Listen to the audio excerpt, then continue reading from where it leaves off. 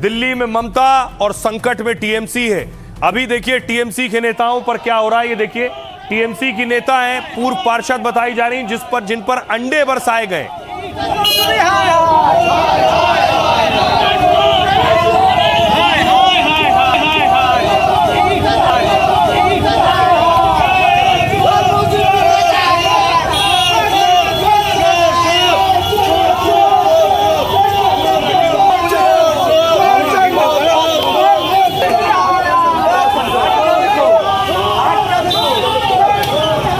जरा टीएमसी के एक बड़े नेता पूर्व मेयर सब्यसाची जिनकी गिरफ्तारी हुई और उसके बाद देखिए लोग गोबर और अंडे लेकर खड़े थे उन पर मारने के लिए।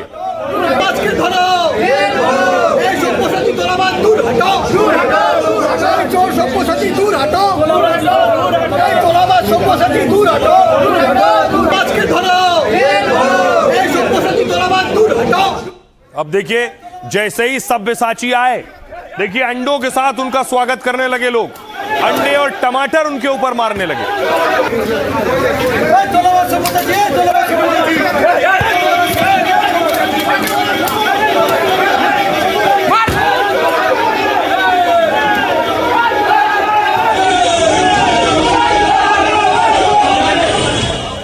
बंगाल में इतने अंडे चल रहे हैं, विधाननगर में देखिए टीएमसी के नेता जैसे ही निकले उनके ऊपर अंडों की बारिश हो गई।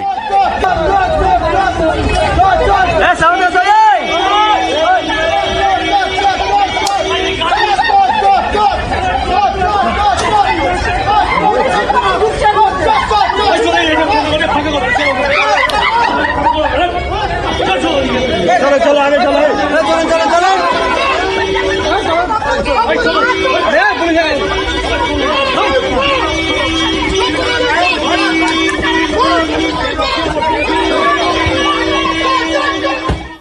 अब बात पुष्पा की। जहांगीर खान की कल गिरफ्तारी हो गई थी। आज जहांगीर खान को जब कोलकाता एयरपोर्ट लेकर पहुंचा गया, ये वो तस्वीर है। जहांगीर को सिलीगुड़ी से बागडोगरा से कोलकाता लाया गया। जहांगीर जाके क्यों बोलबेन?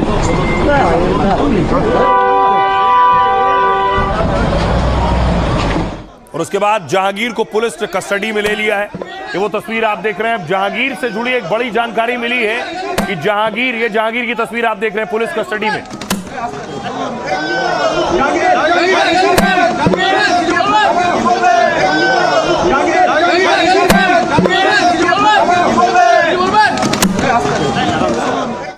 खबर यह है कि जहांगीर खान यानी पुष्पा नेपाल भागने की फिराक में था और नेपाल में बसने की फिराक में था।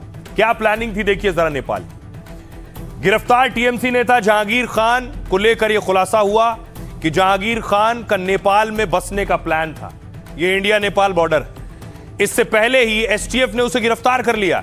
नेपाल बॉर्डर के पास से उसकी गिरफ्तारी हुई। पत्नी और बेटे के साथ भी नेपाल जाने की तैयारी में था।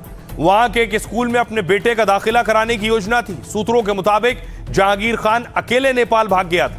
दावा है कि उसने काठमांडू में किराए पर एक घर ले लिया था, जहां जहांगीर खान कुछ दिनों तक छिपा रहा।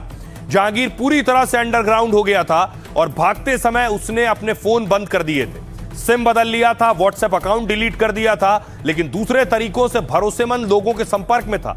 उन नंबरों को पुलिस की टीम ने ट्रैक करना शुरू किया।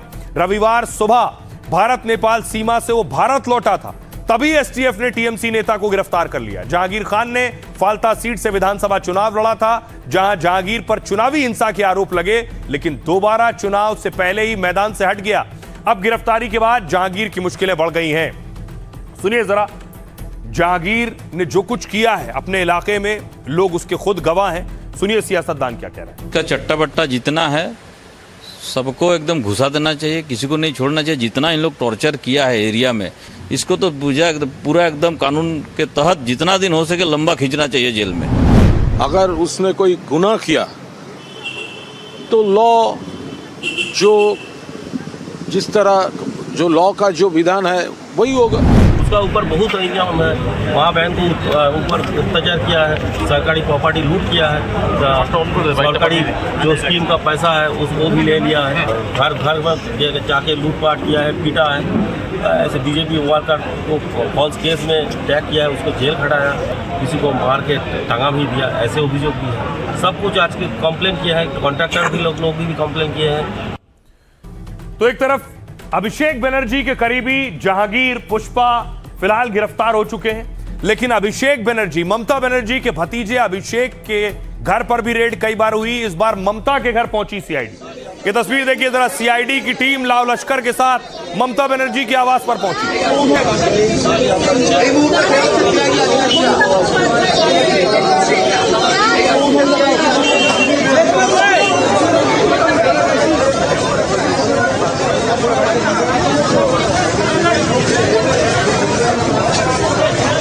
सीआईडी दरअसल अभिषेक बनर्जी को कई बार पूछताछ के लिए नोटिस दे चुकी है, अभिषेक अब तक नहीं पहुंचे। तो सीआईडी की टीम सिर्फ अभिषेक के घर नहीं पहुंची, ममता के घर नहीं पहुंची, अभिषेक के दफ्तर भी पहुंची। ये तस्वीर देख रहे हैं, अभिषेक के दफ्तर पर सीआईडी की टीम पहुंची है उन्हें तलाशते हुए।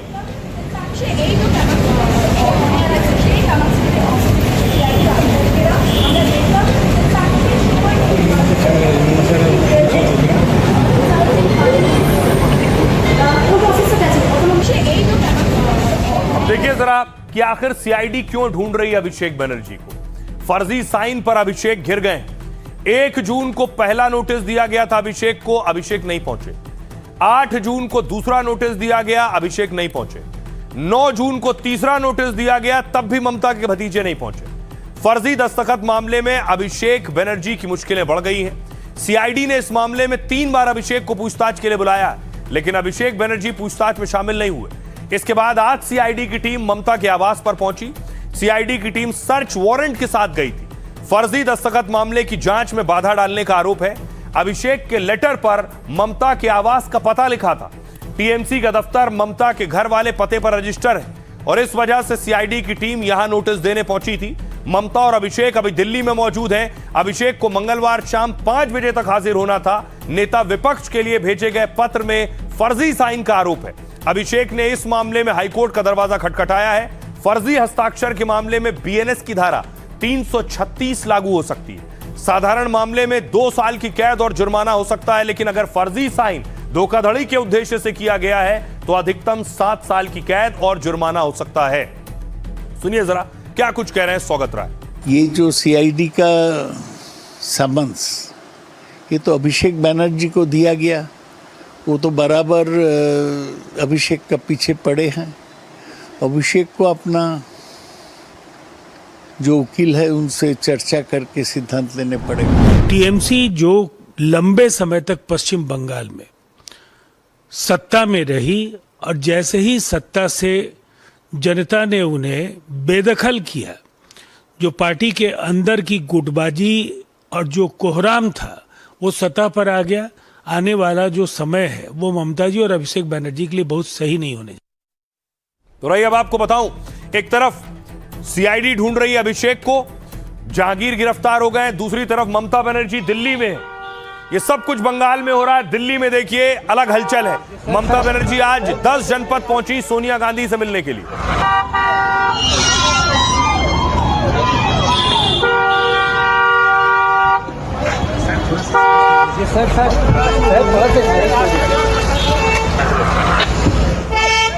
ममता सोनिया से मिल रही थी, तो दूसरी तरफ देखिए बागी सांसद भी शताब्दी रॉय के घर पर मिल रहे थे। की पोजीशन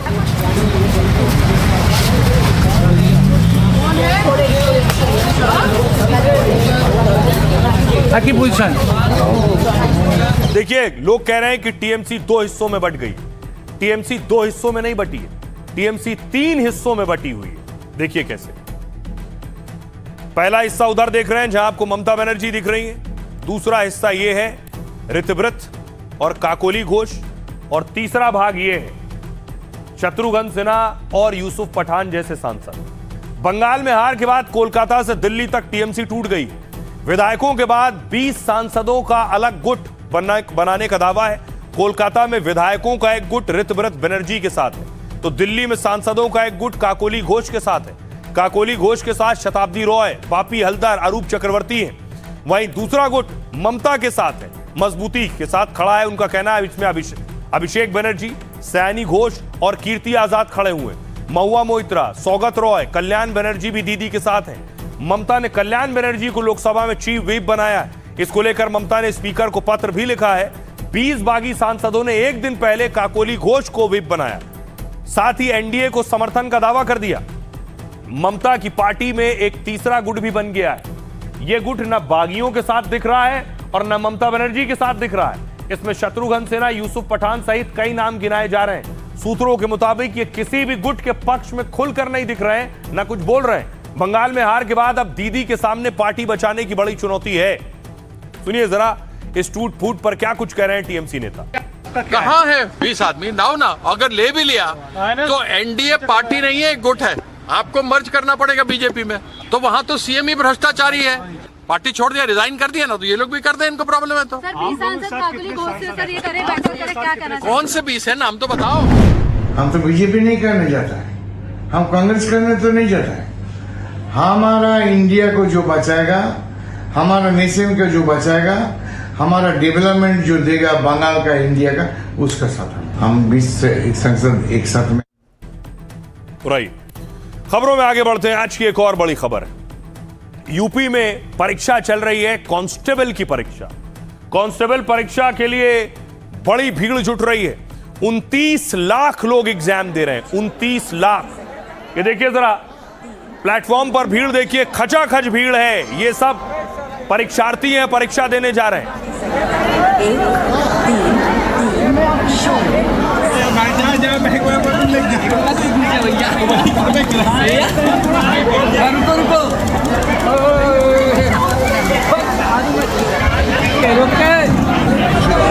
परीक्षा हो रही है। रेलवे का कहना है उन्होंने अपने स्तर पर तैयारी की है, लेकिन भीड़ इतनी ज्यादा है। 29 लाख परीक्षार्थी एग्जाम दे रहे हैं।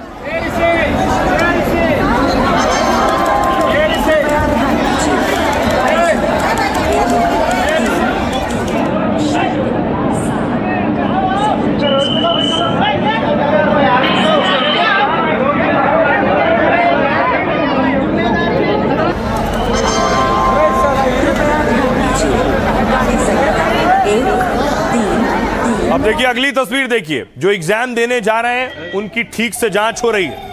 कान भी देखे जा रहे हैं, ब्लूटूथ तो नहीं लगाए हैं, दाढ़ी भी चेक हो रही है, कॉलर भी चेक हो रही है। देखिए कलावा निकाल रहा है।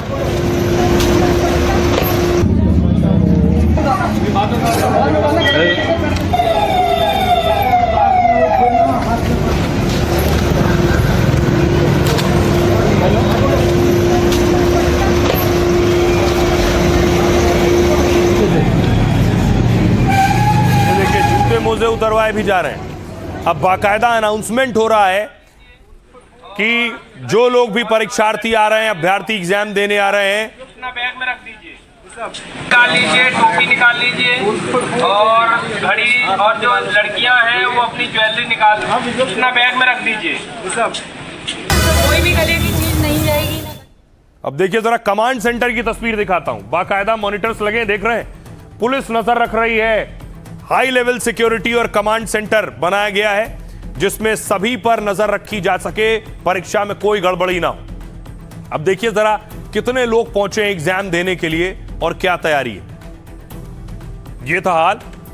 यूपी में इन दिनों कांस्टेबल भर्ती को लेकर परीक्षा चल रही है। 10 जून तक चलने वाली इस परीक्षा के लिए छात्रों का मेला दिख रहा है। ट्रेन, बस, रेलवे स्टेशन या बस स्टैंड, कहीं पर भी पैर रखने की जगह नहीं। सिपाही के 32,679 पद के लिए सोचिए 29 लाख छात्र गए। 32,000 वैकेंसी, 29 लाख लोगों ने भरा है। कांस्टेबल की एक एक सीट पर मुकाबला 89 उम्मीदवारों के बीच है। और हैरानी की बात यह है कि नौकरी की न्यूनतम योग्यता है 12वीं, जबकि परीक्षा देने वालों की कतार में एमबीए और पीएचडी वाले भी खड़े हैं। परीक्षा देने वालों की संख्या देश के 2 राज्यों की जनसंख्या से ज्यादा है। 29 लाख परीक्षार्थी हैं।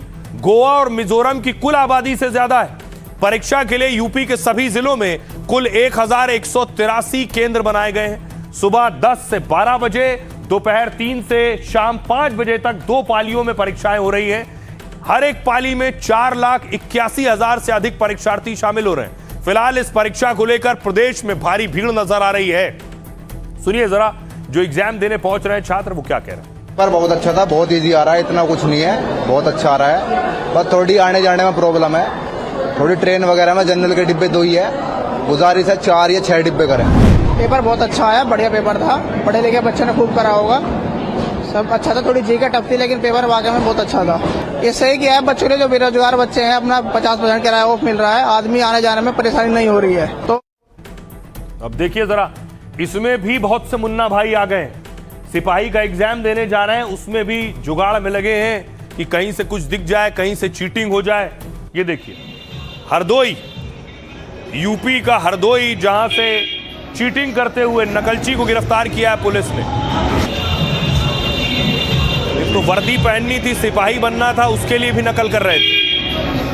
दूसरी तस्वीर देखिए, एक और मुन्ना भाई पकड़ा गया है जो फिलहाल सलाखों में सेलेक्ट हो जाता, वर्दी पहनता तो लोगों को अंदर करता, फिलहाल नकल के चक्कर में खुद अंदर है। अब आइए आपको बताऊं जो मुन्ना भाई पकड़े गए ये कौन है। दरअसल यूपी कांस्टेबल परीक्षा में कई मुन्ना भाई पकड़े गए। गोरखपुर में एक अभ्यर्थी को गिरफ्तार किया गया है। आरोपी कपड़ों में छिपाकर अपने साथ मोबाइल ले गया था। परीक्षा शुरू होने पर शक हुआ तो उसकी चेकिंग की गई। मोबाइल बरामद होने पर उसे पुलिस को सौंप दिया गया।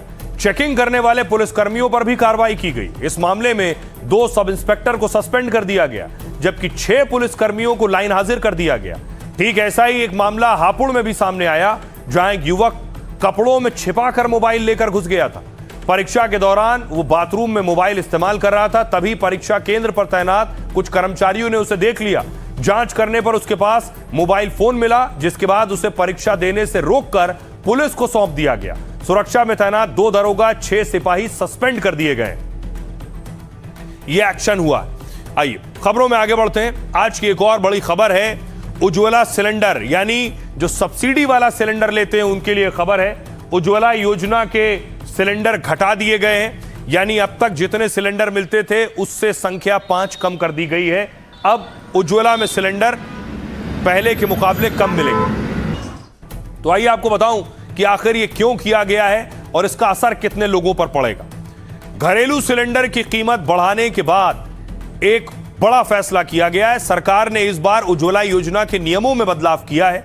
नए नियम के मुताबिक उज्ज्वला योजना के तहत सिर्फ 4 सिलेंडर मिलेंगे। अब 1 मई 2016 को प्रधानमंत्री नरेंद्र मोदी ने इस योजना की शुरुआत की और इस योजना में गरीब परिवारों की वयस्क महिला को फ्री कनेक्शन दिया गया।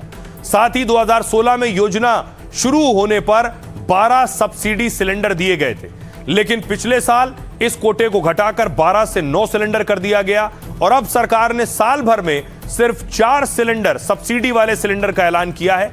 आम लोगों को 942 का मिलने वाला सिलेंडर उज्ज्वला योजना में 642 का मिलता है। योजना के तहत प्रति सिलेंडर 300 रुपए सब्सिडी के सरकार खाते में भेजती है। सरकार का नया नियम देश के 10.5 करोड़ लोगों के लिए झटका माना जा रहा है, क्योंकि इस योजना के तहत अब तक देश भर में 10.5 करोड़ कनेक्शन बांटे गए। पेट्रोलियम मंत्रालय के मुताबिक उज्ज्वला सब्सिडी पर सरकार ने 52,000 करोड़ रुपए खर्च किए, लेकिन अब इस योजना में मिलने वाले सब्सिडी सिलेंडर 9 से 4 कर दिए गए हैं।